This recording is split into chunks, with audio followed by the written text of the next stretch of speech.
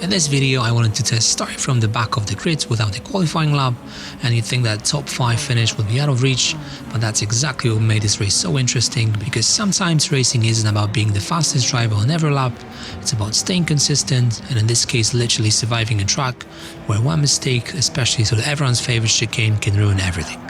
Let's see how this one plays out.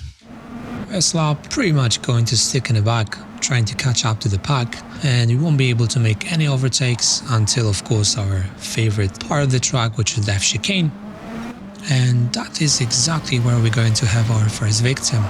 He goes a little bit wide, misses the apex and runs straight into the orange barrier, and just like that we gain our first position.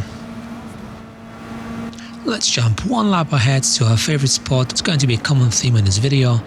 Our Spanish friend runs a bit wide, gets a little bit of a push from our German friends, and we managed to overtake him just before the chicane.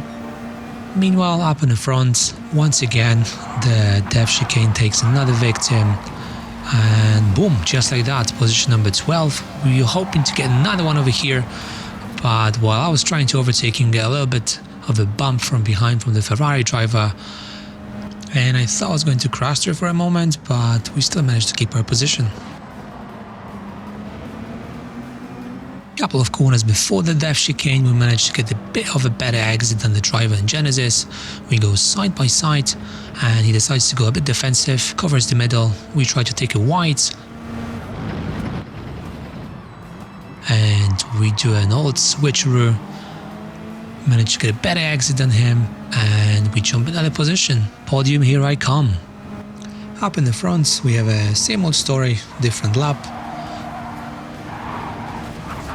Although if you look closely, it doesn't look like he's actually hitting the wall. There is like a tiny gap in between, but well, that's a Gran Turismo right there for you. But we managed to make another position, final corner. I was hoping maybe we could squeeze in between those two fellas and get another one, but unfortunately that does not happen, at least not yet. As we get a run at him at the first corner, he decides to stick to the outside. We managed to take the inside, and I kind of performed a little bit of a dive bomb on my Italian friend. That was not planned, but I just didn't see what else I could have done there. Our Ferrari guy loses the car and does a nice quick spin on the grass. Our leader, which does not seem to be leader anymore, makes a mistake and goes, and we run right through him. And just like that, we are almost in top 5. So the battle begins. I'm trying to make my move just before the chicane. It does not quite stick. He defends quite well, but we quickly get another opportunity at the final corner. He leaves us room in the middle. I decide to go for it, and this time we'll make it stick. And just like that, we're in top 5, starting from the last position. And we managed to carry this over the finish line. Okay, race number 2. And as you can see, the leader is not having a great start to this race. The death chicane takes another victim, and just like that, pretty much the race is over for him. We go side by side with Honda and SX. The Porsche seem to have some problems as we take the inside and manage to overtake both of them, gaining another 2 positions, which is always nice in the first lap. Usually I mess up my first lap, so that's good for a change. First corner of the second lap, the guy in front is kind enough to leave me the inside. We go side by side through the corner, but in the end we managed to take another position, and I think this lap is one of the most hectic laps out of all the races, as you're about to see. We get into our favorite part of the track. Let's jump a couple of cars ahead, as the guy in position number 3 has got a really bad entry into the chicane, smashes into the red barrier, gets overtaken by pretty much almost everyone, but thanks to our good exit through the chicane, we managed to have a run at 3 cars, as you're about to see. I perform a, well, maybe not the cleanest dive bomb there is, but it was kind of tricky situation, and I'm not sure what else I could have done there. And just like that, we managed to jump 5 positions ahead. Feel free to roast me in the comments and tell me how bad of a dirty driver I am. But I guess the karma does exist, as at the end, on the very same corner, I made a very stupid mistake, which cost me a few positions. And hey, mistakes were made. Let's try to avoid them in the future, and let's try to catch up to the pack. We've got a small pack of cars ahead of us, which is never good. It usually means there's an accident waiting to happen. As we take our usual line through the corner, the Porsche decides to do a little bit of a dive bomb, which compromises exit.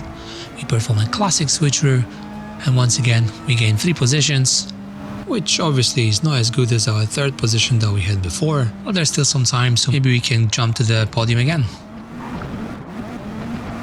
We managed to get a better exit out of the chicane, and we have run at position number 4. He decides to stick to the outside, we take the middle, and we managed to perform a nice clean overtake for a change, I guess. And unfortunately we did not manage to catch up to the guy in the front, and we ended the race on position number 4. Race number 3, we start from position number 14 this time.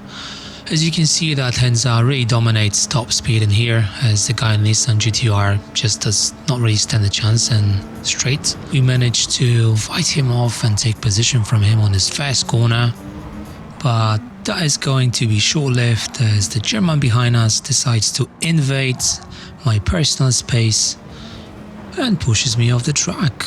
And just like that, we're back at the last position. But nothing's lost. All you gotta do is just not give up and keep driving. Let's jump a lap ahead, as we had a couple of guys playing hook and push each other off, and as a result both of them end up off the track. That's what we like to see.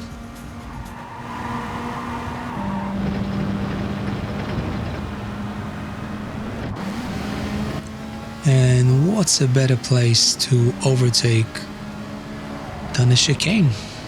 Let's just wait and see.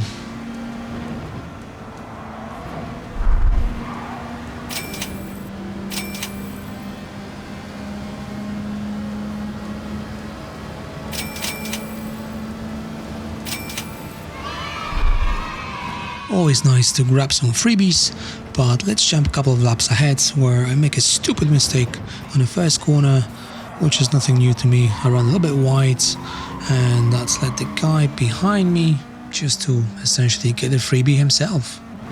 But luckily for me, a few moments later he make a mistake himself and we regain our position.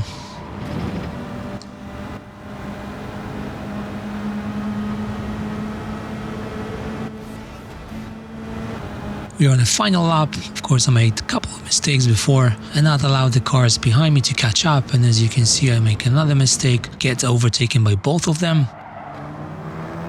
We're closing in on a chicane, they're going side by side, which is never good, but they decided to change it up just before the chicane.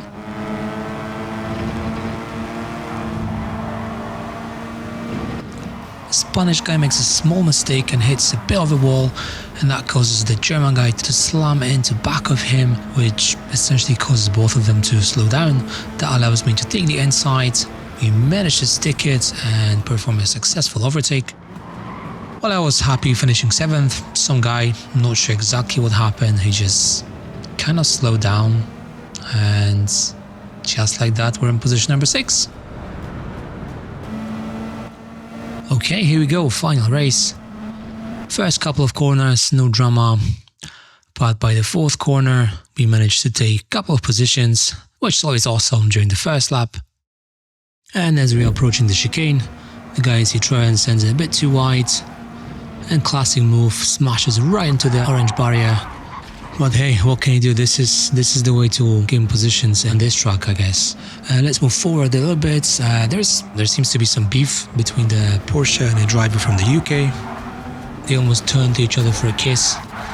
Not sure exactly what happened there, but thanks to that we managed to advance a few more positions.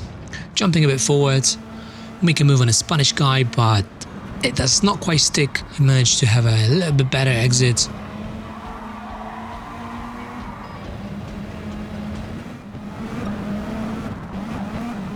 Looking in front of us, the guy in the 4th position totally loses the car over the curb. Just like that, we get another freebie.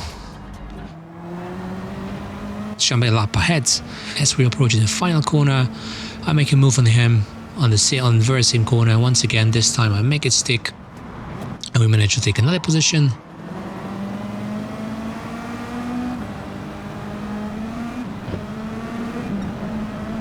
And as you can see, this corner is quite unlucky to many drivers, German guy gets a little bit of a, well, not so friendly push from the French guy, and we managed to overtake him as well. And just like that, we're in top 5.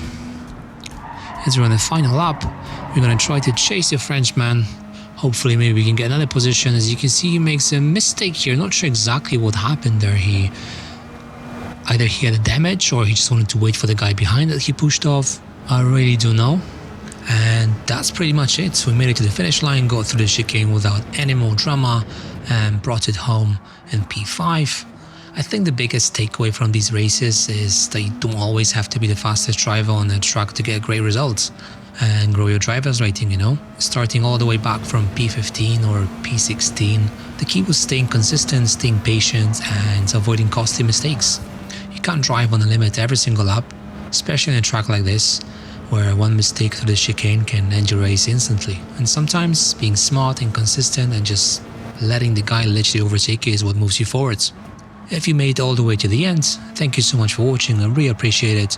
Give it a thumbs up, leave a comment what I can improve and if you enjoyed the video, and I'll see you in the next one.